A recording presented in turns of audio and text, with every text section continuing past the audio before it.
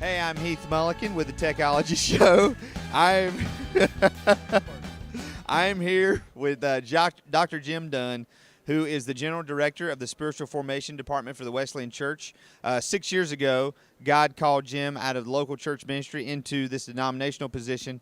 And the question we've been asking everybody today is, how can the gathering become a catalyst for our entire denomination like youth conventions were for the youth movement? Well, the gathering's theme is Together Stronger, and what's amazing is large church, small church, bivocational pastor, full-time pastor, staff pastor, everybody's here together, realizing that they're not alone. And they hear inspiring messages, they get to worship together, they get to relax together, they get to have coffee together. It just creates an environment to realize that they're much, much bigger than their own local church, as big as it is or small as it is. And it's a really good sense of community that a lot of our pastors need. Their spouses need it, and realize that we're much, much larger together and could do more together for Christ than we'd ever do on our own. And I've talked to some of our largest church pastors here, and even our largest church in the world. Their staff is here. And what's amazing is to realize when I've thanked them for coming to the gathering personally, and that they've taken time to do that in a very, very hectic kind of ministry that they have. They've all looked at me in the eye with a smile and said, we wouldn't miss it. We would always come to this, and we're glad to be here, and it helps them. And that's just a terrific thing for all of us to see and to witness and to be inspired, to be encouraged, and hopefully to go from here and make a bigger difference for Christ. Now, your department, the Department of Adult Ministries, hosted a pre-conference dealing with emerging adulthood. Tell us, moving forward, how is the Spiritual Formation Department kind of tackling that and kind of helping the church maybe focus on this new demographic, if you will? And just as we move forward, what are some things going on in your department that you can tell us about that are going to be game changers? Yep. Our staff's been challenged to take a look at a holistic approach, and one of those issues is having children's ministry and having youth ministry. What happens after that? And we want to keep those vibrant and keep those very, very, very crucial areas of ministry and focus for the church.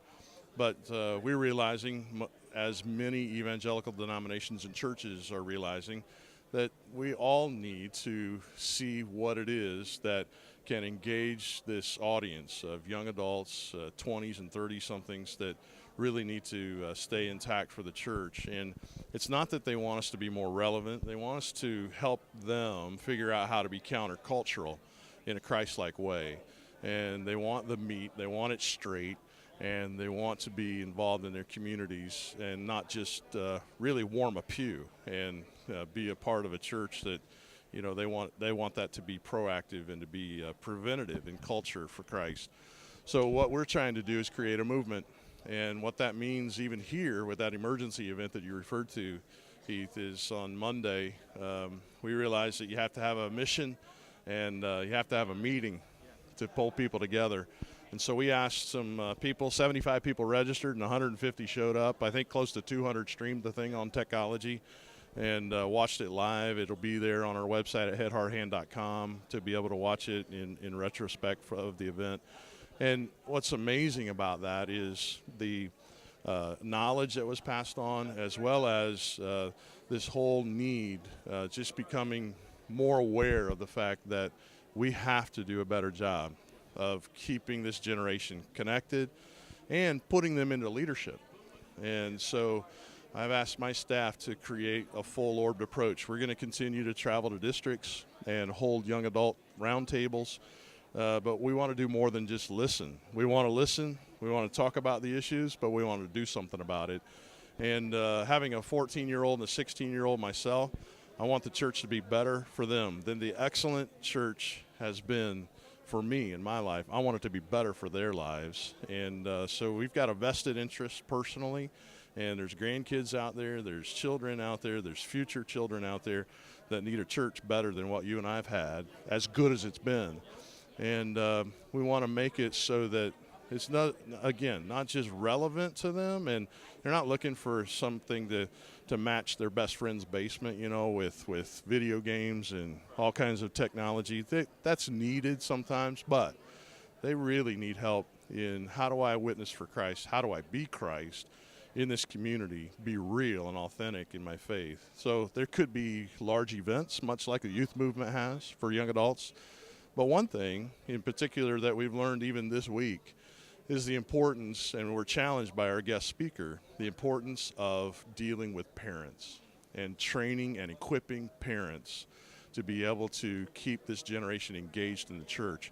We learned some crucial sociological studies of the parents being involved in a kid's life, showing them the way to Christ, keeping them involved in church. And there's not a whole lot of training of our parents going on. There is locally, but on a macro level, on a general church level, across North America, even around the world, what can we do?